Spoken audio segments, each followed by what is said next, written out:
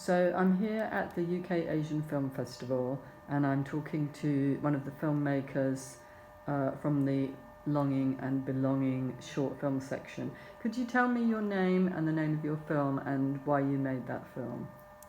Thank you for having me here. My name is Amit Kaur, and my short film is called Cuppa. It was screening at the UK Asian Film Festival in the Long Shots program. The theme of this year's festival is Longing and Belonging, and my film Cuppa, it's about a young girl revisiting her home after a long period of time when her grandmother passes away, and she creates her first cup of tea, a cup of chai, as the name suggests, learning from her grandmother who's no longer with her. So it is about memories, belonging, finding yourself, finding new meaning, and finding home. So I'm glad that my film was screened at the UK Asian Film Festival. Yeah. It sounds like a very personal and intimate theme, because I think everybody can relate to tastes and foods and drinks from their childhood, which, if you ever taste it again, takes you straight back to that place. So there sounds like there's a lot of levels in this film, that it appears to be about one thing, but it's actually about more. Could you say something about the different levels that you put into the film and that are there, other than the obvious level? Yeah, so very rightly said that on the surface it's cup of chai, it's about a cup of tea, but it's about many things other than just making a cup of tea. So it is about memory, it is, like I said, about belonging and how food transports us to various places that we don't even know exist in our mind. And growing up, in different cultures, we all associate food with love, food with growing up, the love of our mother, love of our father and parents. So I think especially with food, it is so unique that no matter where in the world you are or wherever in the world you go or you build a life for yourself, food is one thing, whether it's in anything that you love, even as simple as a cup of tea, it will bring back memories from your childhood, and it'll remind you of where you started from or who you are in different shapes and forms. So I think that was a quintessential part of the story. And my lovely producer Radha Bhandari, who wrote the story, and I directed it, so we both connected for our mutual love for our mothers and grandmothers food, and how it transports us to various facets of our own personality that we don't realize about ourselves. And especially with me, I made this film at a point when I had moved from India to the UK, and I was trying to recreate my mother's recipes, and I didn't realize that how I could connect with my mother or my grandmother or my parents in different forms, and I wanted to very hardly try to recreate their recipes because it brought me back a sense of home, and it gave me a sense of comfort. Even if I didn't do a perfect job, the smell, the fragrances, it reminded me of home, and that's what Cup of Chai do. That when this young girl is trying to recreate a simple cup of tea, she's reminded of her childhood, she's reminded of her growing up experiences, of her family that loved her, that still loves her. So I think food is a very like layered part of our existence and part of our identity, and that's what we're trying to convey through our short film. Yeah. I think also food is often made by mothers, grandmothers, um, except chefs, who in the West are usually men for whatever reason. I don't know. I don't know why that is differences there.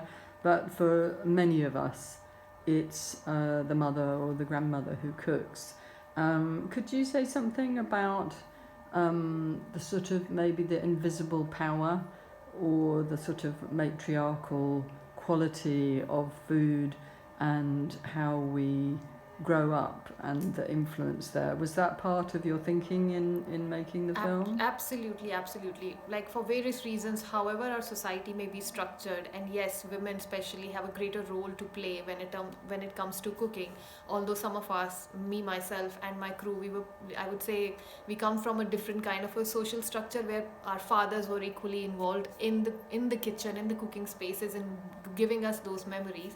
But apart from that, definitely I would say there's a strong sense of, I would say, uh, definitely identity that comes through food, and that's uh, kitchen is the domain of our mothers and grandmothers and the generations before that, because that was one space that was entirely theirs. And like my mother-in-law, she often says that you guys go to work and you have your businesses and stuff. Kitchen is my business and I will run it the way I want to. So that is a very sacred space for them. So the food they cooked or the recipes they preserved and the recipes that they passed down to their younger generations, that is these women passing down a part of their own self to their younger generation. So definitely these matriarchal authorities in our house are very significant part of who we become eventually. And knowingly or unknowingly we absorb and we learn a lot, even if we as children are not there in the kitchen, but the food that we are eating, the choices that we are making, and how we are served that food, all of that becomes a part of who we are right now, and we don't realize it at that point. We only realize it much later, I think. And that's what has happened with Cuppa Chai as well, that this girl is revisiting her home, and only after so many years she's trying to recook something that she cherished as a child, and it brings back so many memories that she didn't even know that existed in her mind, in her heart. And that's, I think, true for all of us. Yeah. Yes, I completely agree. I've been lucky enough to have proper Indian chai in India, made at the side of the road in those little tiny cups. And I even had one in a little clay cup that when it's finished you just throw the cup on the ground and it goes back into the ground. Yeah. It's kind of ecological. And there's nothing like that taste, the way that... And I also lived with people, Gujarati people, when I first came to London. And I saw how they made the tea, and it was a very specific... Yeah. It had to be done in a very specific way with the best ingredients, and very different from how British people make tea. Like, even if they make it from tea leaves or something, the whole process of putting in the milk while and boiling it with the milk, everything, and it all contributes to the taste. It's science. It's a science, and it takes quite a long time, but the result is completely different from anything else. And so if I ever have a cup of tea made in that way, it's going to take me straight back to the places where I had it before. So I think it's and also defines like how food changes in every culture. It also defines your where you come from. It's a very, very subtle statement, but even within India, a cup of tea would be made in, like you said, Gujarat is very different from how North Indian would make it to how an East Indian would make it, and how somebody in UK or Britain would make it, or somebody in America would make it. So it definitely defines the culture that we come from, and it shapes our personalities, and it tells a lot of stories.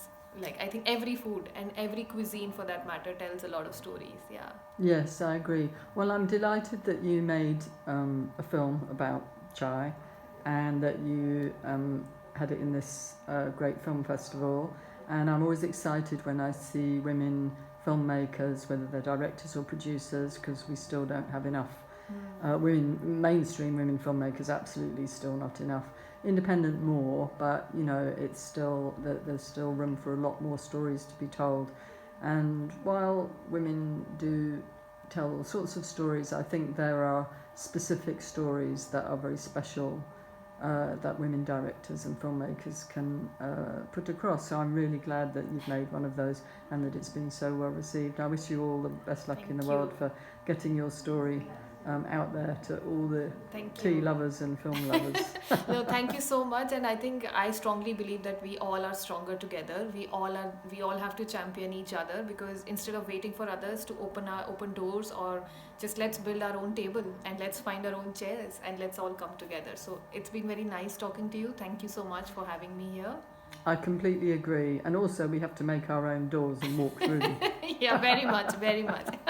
And then help other people walk through them. Absolutely, absolutely. That's the purpose of this festival as well, that has, been supporting filmmakers for 27 years, and it's not very, it's a commendable job. So yeah, we all are there for each other. Yeah. Great. That's super. Good spirit to have. All right. I wish you all the best. Thank you ever so much. Thank you. Bye-bye. Bye. Bye. Yes.